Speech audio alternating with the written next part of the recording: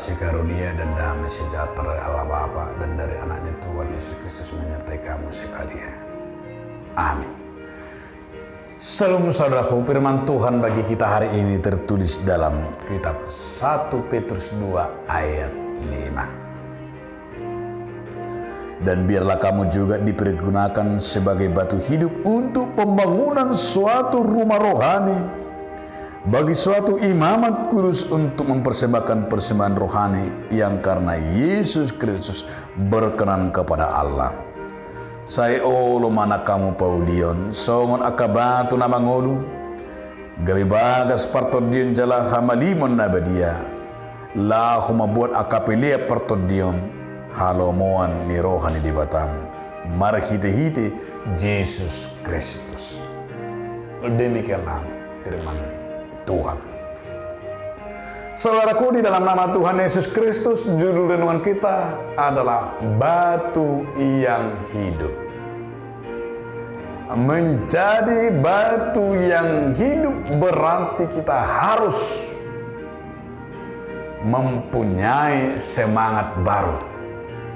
Semangat untuk melayani, semangat untuk menyangkal diri, semangat untuk menjadikan Yesus sebagai nomor satu di dalam hidup kita.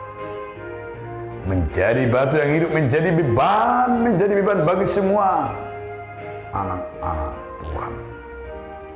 Tetapi merupakan panggilan yang kudus, yang mulia. Bukan hanya sekedar menyenangkan, tetapi memberikan jaminan kebahagiaan dan kedamaian yang sejati buat kita semua, terlebih untuk anak-anak Tuhan. Karena itu dalam firman ini mengajak kita, Yesus seperti yang dinyatakan oleh Petrus mengibaratkan. Yesus yang diibaratkan sebagai sebuah batu yang hidup. Yesus adalah dasar yang kuat dan yang teguh seperti sebuah batu karang.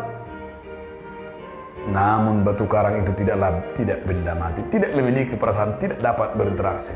Tetapi Yesus adalah batu yang hidup. Ia penuh belas kasihan. Ia membangun kita agar menjadi seperti Dia, kuat, teguh, dan juga penuh dengan kasih. Cara Tuhan membangun kita menjadikan batu yang hidup adalah memanggil kita kepada sebuah proses yang mendatangi Dia. Memanggil kita, yaitu datanglah kepada Tuhan.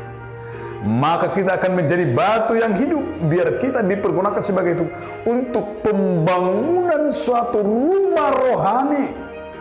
Kita dibangun menjadi tempat batu yang hidup, yang menjadikan tempat kita sebagai, yaitu kehidupan, dan sekaligus kita harus datang kepada Tuhan supaya kita menjadi batu yang hidup.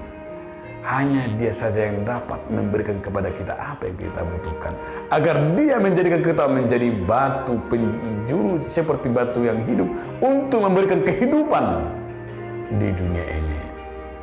Oleh karena itu, marilah kita berpegang hanya kepada firman Tuhan. Amin. Terima kasih Tuhan atas firman-Mu yang menjadikan kami menjadi batu yang hidup. Amin.